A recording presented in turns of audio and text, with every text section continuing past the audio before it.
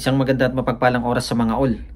Balitang-balita ngayon na si dating President Rodrigo Roa Duterte ay tumakas daw papuntang Hong Kong sa kadahilan ng meron na raw siyang warrant of arrest nitong ICC. Di ba nga kinasuhan siya ng ICC. May warrant of arrest na raw at pumunta daw ng Hong Kong. Medyo sinundan natin ng konti. At nang dumating siya sa Hong Kong, nako, mukhang hindi na siya mahal ng mga kababayan natin sa Hong Kong, ano. Kasi wala talagang halos hindi na siya pinansin. Ito, panoorin nyo, no, kung paano siya tinanggap ng mga kababayan natin dun sa Hong Kong. Ano? Hindi na nga siya mahal, no? Tingnan natin, ano. Wala na. Hindi na siya mahal ng mga taga Hong Kong, no? Mga kababayan natin. Kitang-kita, di ba? Hindi na talaga siya mahal ng mga kababayan natin.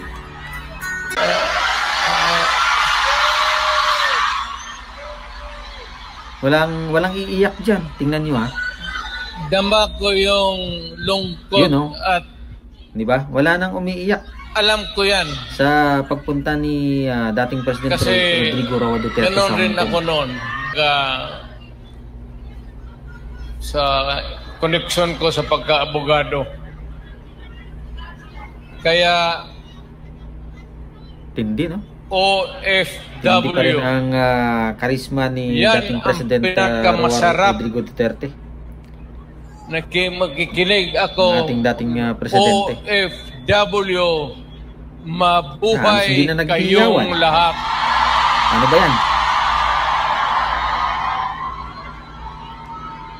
At ang mundo dapat magpasalamat na merong mga Pilipino. Yan. Yan ang mga pangyayari, no? Sa kanyang pagbisita dun sa Hong Kong. At ito naman ang kanyang kasagutan dun sa mga nagsasabi na may warrant of arrest na raw siya. Ito, pakinggan natin, ano? Paano kanyang sasabihin? Nakita ninyo na patong-patong ang kaso ko. Sa totoo lang, baka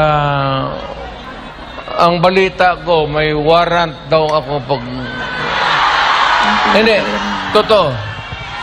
Yung sa natin kay ICC or something. Duterte. Matagal na akong hinahabol ng mga ano man ang kasalanan ko. Ako'y raw yung... Ito ganito na lang. O saan ito? Assuming na totoo. Totoo talaga yung naririnig ninyo. Bakit ko ginawa yan? Para sa sarili ko? Para sa pamilya ko?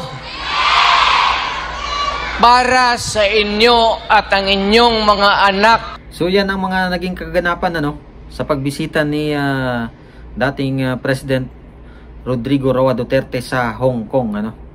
So kitang-kita naman kung siya ba ay pinagkakatiwalaan o mahal pa ba ng mga kababayan natin. Maraming salamat muli sa inyong panonood sa aking malit na channel. Pagpalain nawang bawat isa. God bless everyone.